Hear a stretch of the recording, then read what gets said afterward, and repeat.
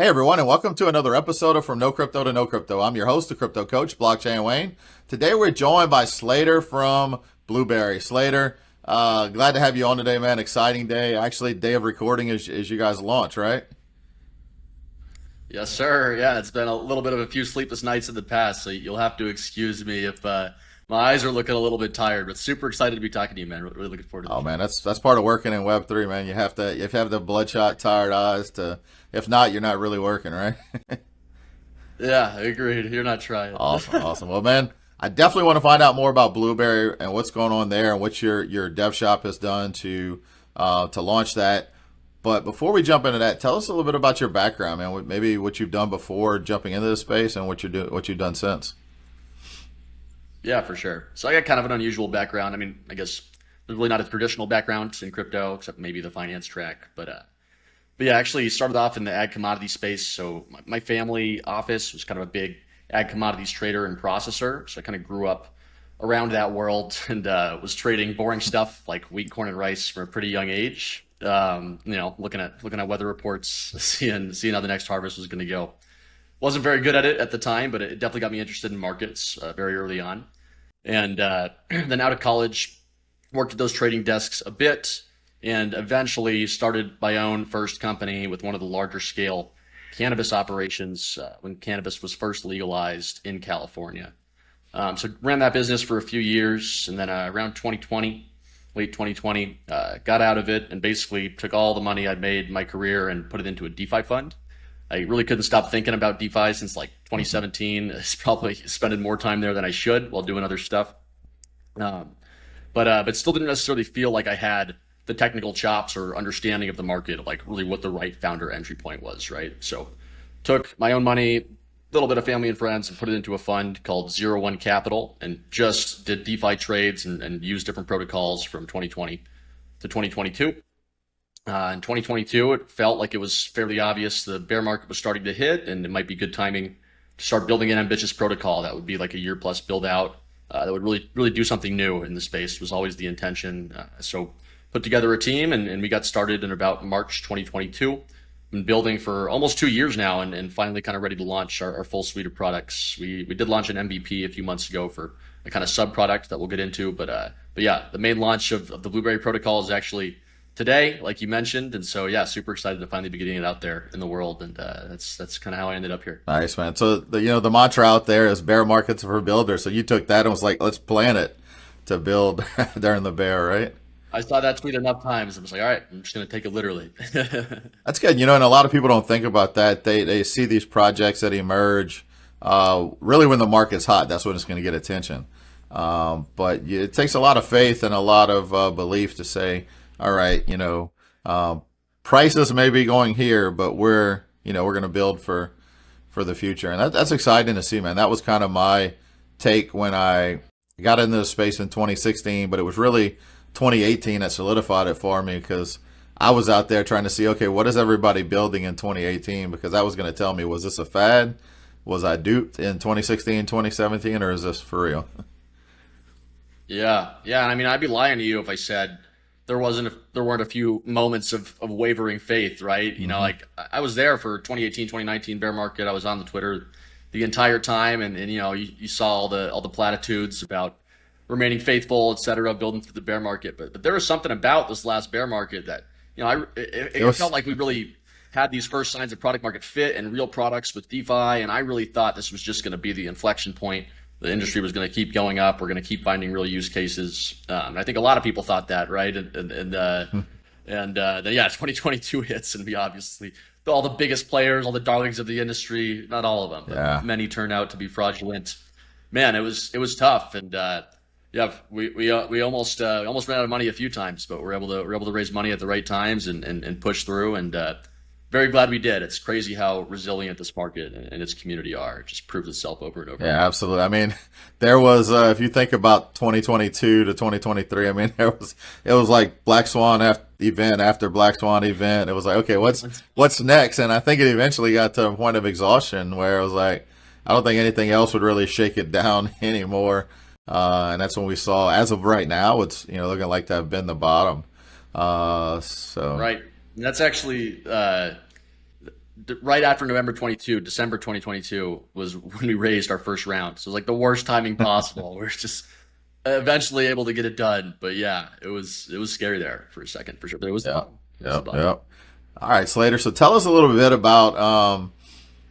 I definitely want to dive into all the intricacies of Blueberry, but what was the purpose behind it? Obviously, there's a lot of DeFi products on the market. A lot of them have been tested. Some have been exploited. But what made you decide to launch Blueberry, and what's going to make it different?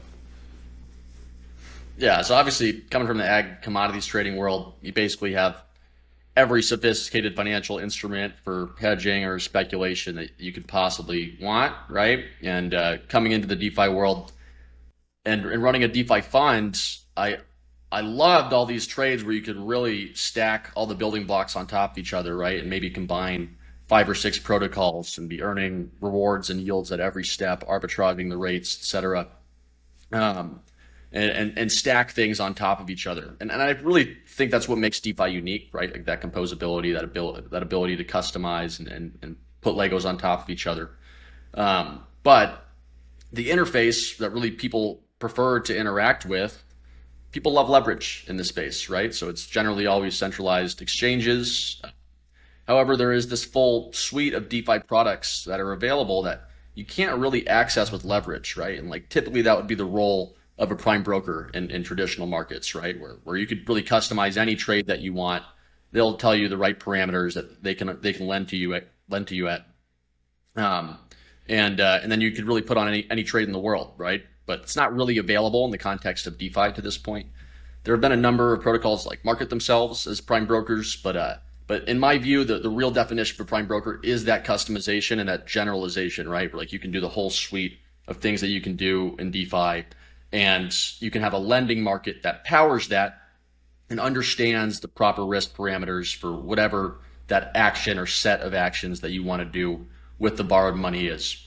So that's kind of the design of Blueberry from a kind of first principles perspective, is first understanding the intention of the borrower. Where is the money going? What's the trade they're putting on? Whether that's just doing something as simple as buying ETH or leverage farming or combining 3 or 4 protocols together. What's the entire risk profile of the trade? Then what are the collateral and debt assets? Put that all together and spit out a unique set of risk parameters for that specific trade, which is really kind of how prime brokerage models should work. And so we've had a few experiments in a similar vein, but generally they all kind of pool risk together, right? Like you can loop on Aave. There's been a few somewhat similar products in the last year or so that use account-based systems where you could lever everything in the account 10x. But if you're generalizing like that and pooling risk that way, you really have to limit yourself in the scope of things that you can offer on the platform. So the idea of Blueberry is let's take the steps, let's build in that complexity to the architecture, and so we can truly support anything in DeFi in its unique risk profile for all aspects of that trade. So yeah, I kind of got into the product a little bit there. Oh, good. Sorry if I went a little too far. Hopefully it answers the question. Yeah, all good. No, absolutely. And I definitely want to dive into that more in a second. But back to your launch. You're right. You launched pretty much at the bare bottom. I mean, not launched, but funded. You started raising right at the bottom of the market. So you started raising then, and I noticed from the site you've got some investors, strategic partners. So what was that process like? Just because I know there's some people that listen to this that may be thinking about launching products or building products, just to start your raise right after. I know you said it took a while to get it done, but just to start that raise right after pretty much the bottom of the market. Yeah, it was tough, and it's easy to lose faith at some points. And I'll also say that I think this industry can be quite cliquey, right? In that, like in general, even a lot of the bigger investors, everyone is still trying to figure out where the space is going and what the best pieces of product market fit are across the market, what the next steps are. No one really knows, right? And so in general, there's a tendency to like bet on people with a background. I mean, that's true in every industry, right? Like in Web 2, Facebook employee to startup founder is like the main track, right? Or Google employee to startup founder. So trying to break in is definitely a little bit difficult, but the more it kind of gets into the strategic partnerships that you mentioned is we knew we had this architecture that could enable unique things that were not possible before in DeFi. And so we went to some of those partners that are mentioned on the website and said, hey, we can make this specific thing possible that improves your unit economics for your protocol, for your stablecoin peg maintenance, or improves your cost of liquidity for your volatile token, and found just really specific use cases that we knew could provide value to those partners, and then built on that in order to get investors into the rounds. But even then, yeah, it's a difficult process, and you're going to get a lot of no's, and you just got to keep going and believe in yourself, believe in it, and eventually, as long as what you're doing actually does objectively have some value, you'll get it done. Yeah, yeah, and I think that's what people need to hear. I mean, there's a lot of rejection when it comes to raising. Oh yeah. And it's a lot easier to raise in a bull market when everybody's just throwing money at everything, right? But also at the same time, would you agree that you have to be just as picky as different investment firms and VC funds and everything, as picky as they can be about what they're investing in? You have to be picky about what investors you take in, right? Yeah, I mean, I think that's true to an extent. I think there's a lot of there's a lot of money in this space that is very much playing short-term games, and it's much easier to do that in crypto because there's a little bit less of like in Web 2, there's a very centralized space of people that are all in kind of the same networks and know each other, where reputation is very important. And reputation is still, of course, important in this space, but people can get away with a lot more. So you definitely have to be careful about who you let on your cap table. And I think it's generally pretty easy to tell when like the only thing they care about is like, oh, let's get the vesting terms down to 3 months or 6 months. Like, no, you're asking me to take crazy amount of regulatory risk. And it's clear that your only interest here is to dump the token and you don't actually believe in this long term. Sure. But yeah, it's definitely something you got to be careful of. But I will say the large majority of the funds that we spoke with that at least have some kind of social presence generally looked at things, even if they didn't agree with our thesis, right? Generally, I don't think had bad intentions or anything like that. And I think most would be suitable investors in general. Nice. All right, so let's jump into talking more about Blueberry, right? One thing, and you can probably tell us a lot more, but one thing that stuck out to me navigating the site and seeing, obviously it wasn't live yet, right? So I'm looking at examples or demos or kind of just showing what the UI is going to look like. Seems to be, really a big focus on simplicity, ease of use. Was that a big part of what you guys were looking to accomplish when you were building it as well? Yeah, for sure. And so I definitely wanted to build a product that feels familiar, to what your experience might be and especially for the younger generation on like Web 2 apps like Robinhood or whatever it is. I mean, it's definitely not like full on Robinhood. You definitely have to understand DeFi to be able to know what you're doing on Blueberry. But adding things like having a live P&L, right? Like I think there's this general sense of everybody's so smart in DeFi. They have their own tracking tools, etc. You don't need to build things into the UX that really kind of leaves the middle user behind, right? Like that does understand what's going on in the space, but doesn't have all this advanced tooling to use personally. And also, like, even if you're running a super sophisticated hedge fund, it's pretty nice to be able to just see a live P&L on your position, and not have to have 5 different tools at once. And I also think there's an argument that features like that didn't exist in the last cycle because nothing was really all that profitable. and it might have been bad for user acquisition or retention, right? Like a lot of things just went down only once the DeFi game was figured out.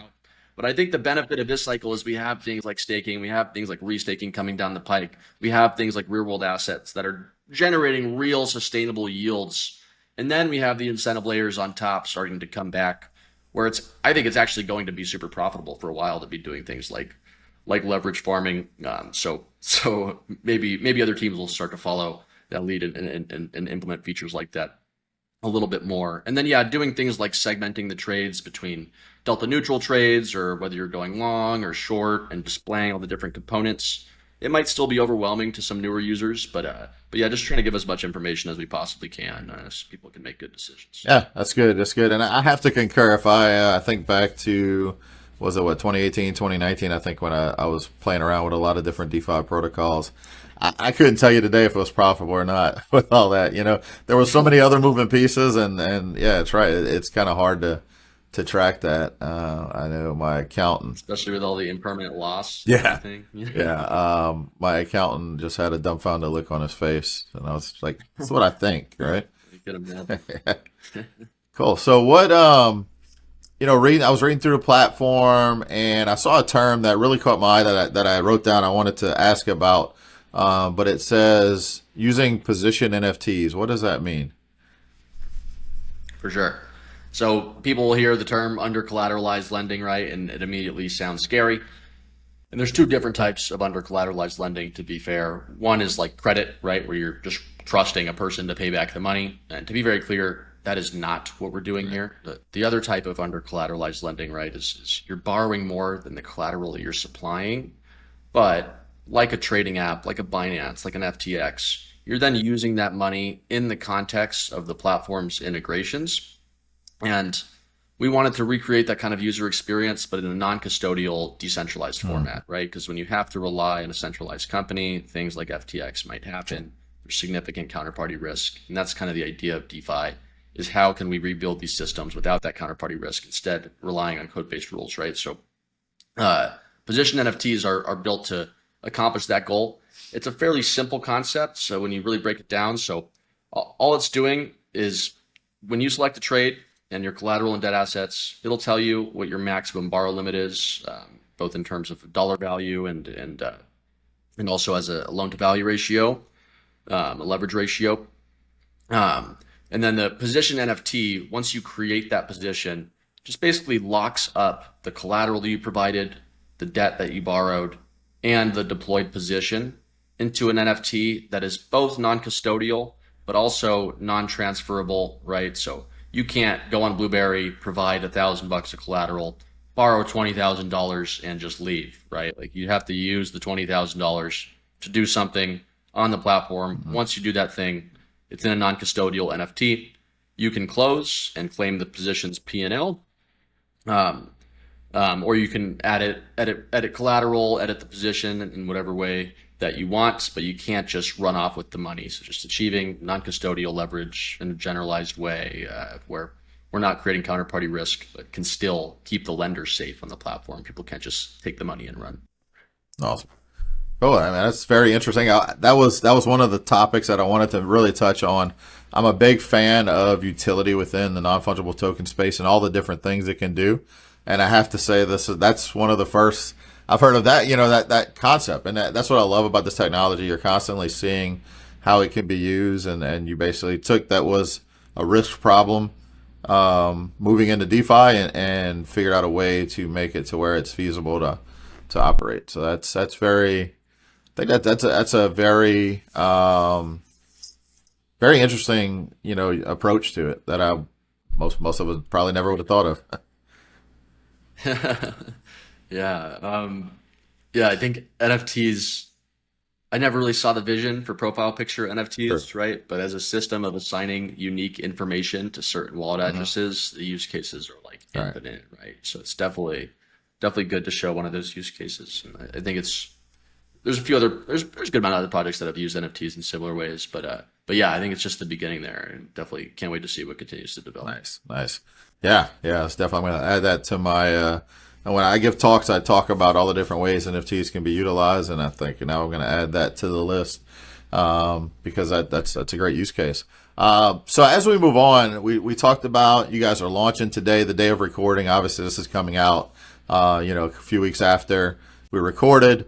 But what per se was the strategy? Like, were you building a user base as well over the recent time as you approach your launch? What were those steps to take it to market?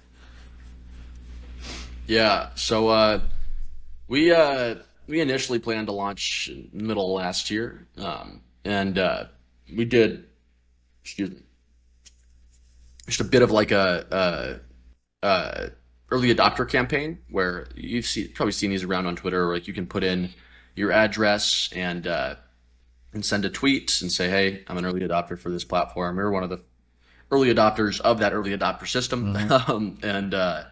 And generated a good amount of buzz in the very early days from that, and then kind of went quiet, went back into stealth mode to develop the rest of the products. And now that we're getting a little bit closer to launch, I've been working with Scribe, which is a great content firm. Just I can get a little bit of pie in the sky with my writing sometimes, or even too in the weeds, the opposite, right? And they've done a really good job just kind of cleaning up the messaging and making it easy for users to understand. And then we actually just finishing up a Zeely sprint today.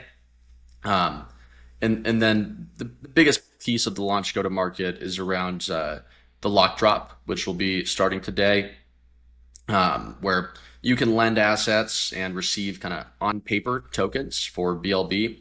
And the way that BLB rewards work is kind of like an option where you have to accelerate your vest if you'd like to once you receive the tokens. And so the earlier that you choose to lend liquidity to the platform, the lower of an acceleration fee that you receive when the token launches. So it's kind of a fair way to reward the users who are just objectively taking the most smart contract risk, right? Like the longer a protocol lives, the more trustworthy it is. So we tried to be kind of innovative in that mechanism and create a really fair way to distribute ownership of the governance tokens to the earliest users taking the most risk, and kind of taper that off over time.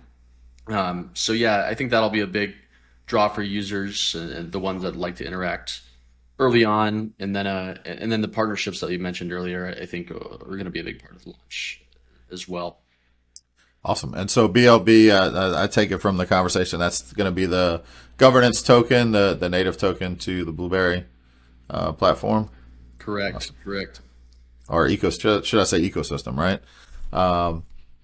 So as of today, what can users go in now? If someone says, we'll go into like different scale of what type of users, but say your average user that's familiar with DeFi, has done some lending and borrowing in the past, possibly. What tokens can they use? What can they do right now to interact with Blueberry? Yeah, for sure. So within the lock drop, I think we'll have one of the most like unique and broad sets of collateral assets or lending market assets to start with. So it'll be all the majors, right? Like DAI, USDC, Frax, Ethereum, Rep Bitcoin. We'll actually have CRV USD on there as well, which is one I'm excited about. A lot of new interesting strategies to be done with that one. And then we'll have a few different kind of like mid-cap altcoins. So ALCX, the Alchemix governance token, they've been a really great partner of ours and doing some interesting strategies around that token. Within the next month or two, we'll actually also support their AL assets, which are like the debt assets on Alchemix, which I think is pretty underexplored. I'm excited about those strategies as well. And then we support CRV, BAL, and I might be forgetting some, but yeah, they'll all be on the website if you want to check out those different opportunities. So that's on the lending market side. Then on the borrowing and strategy side, probably the easiest way to interact with it as a borrower, like I'd say generally, if you're a fairly new user, the lending side is probably the more logical part to interact with, right? Like just lend single-sided assets, earn some interest and rewards. If you understand how to manage your risk a little bit more, and you want to participate in the borrow side, probably the simplest available type of strategy is just going long or short with leverage, right? Just a non-custodial way to access spot leverage. Nice. And the cool thing is you can trade the yielding asset, right? So if you want to borrow USDC and then purchase Ethereum just to go leverage long Ethereum, instead you could purchase wrap staked Ethereum or staked Frax Ethereum, right? And earn that yields while you're having the leverage exposure to the delta that you wanted. So that's probably the simplest way. You go long or short. And then we have a number of different integrations for launch that we're really excited about.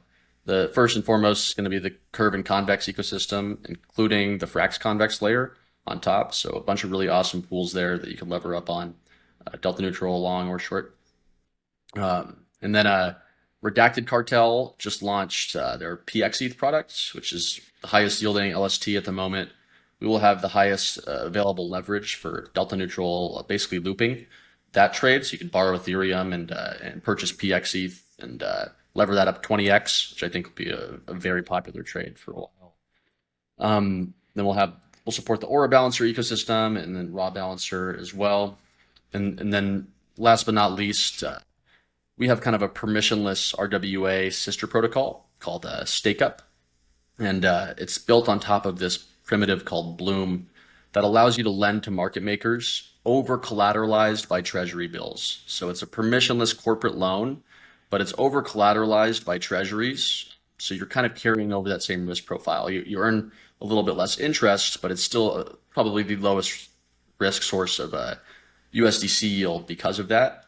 So there'll be some strategies on Blueberry where you could lever up those rates against the rates on Blueberry as well, and just take some super low risk delta neutral trades in that way too. So I kind of said a lot there, but yeah, it'll all be live on the UI as well. Yeah, awesome. And those of you who may be listening, some of those terms may sound like something you're not aware of. That this is a time to learn, right? And it seems like they could go in there, they can check it out, they can learn different aspects, and I think people understand the the long and the short are just basically lending and earning a basically passive income. So there's a lot of things there, and it sounds like a lot of what you guys have built. It's a perfect timing, right? Because if you'd have built something like this in 2018, 2019, there probably wouldn't have been enough. I don't want to say interest, but probably enough because you're tapping into a bunch of different ecosystems that allow you to create this, create the whole ecosystem here. Right. Yeah, it definitely needs to be built on top of an existing ecosystem. So it needs a fairly mature ecosystem. Yeah, we'd love to deploy on all the L2s right away, but it is going to be on just Ethereum to start because it's just so much more developed than the other networks, right? And so you can kind of combine things and make interesting trades out of it. Yeah. Awesome. Slater. So, man, as we wrap up, it's been a pleasure finding out more about what you guys are doing over at Blueberry. But can you share with everybody where they can follow and find out more about what you guys are doing? Of course. Almost said Twitter again. X is probably our most used platform. It's just Blueberry FDN, stands for Foundation. That's our @ we post very frequent updates on there. And then if you want to get involved, so the Zealy is ending today. Actually, I think it already ended before this interview. But if you want to get involved on the protocol itself, the website is blueberry.garden. And then there will be a Galaxy campaign going live shortly too. Last thing is our Discord. It's just discord.gg/blueberry. Easy to remember. We're pretty much always available in there. Some super busy weeks. Happy to answer questions or discuss anything with everybody. We definitely try to keep a pretty open forum in general. So yeah, love for you guys to reach out and yeah, we'll be around. Awesome. Now, also have the links and everything shared in the comments. So whether you're watching the video or listening to the audio podcast, you can also find those links in the comments section as well. So Slater, man, it's been a pleasure talking to you today, finding out more about Blueberry. I'm excited to check it out and see what can be done and kind of try it. I'm the type of, you talk about a launch that to me, that's like new tech. I want to go play with it. I want to go test it out, try it out, give it a test drive. So definitely looking forward to that. Any final thoughts or final words before we wrap up? I think we're pretty focused on the launch today, so I apologize if I'm a little distracted. Oh, good. This has been an absolute blast, man. I really appreciate the platform and the good questions. Awesome. Really diving into it. Awesome. Yeah, well, I definitely enjoyed learning more about what you guys are doing. Excited to find out more. So thanks again for joining us today, Slater, and thanks everybody for listening. And we will see you on the next episode. Take care, everybody. Take care, Wayne. Good to see you.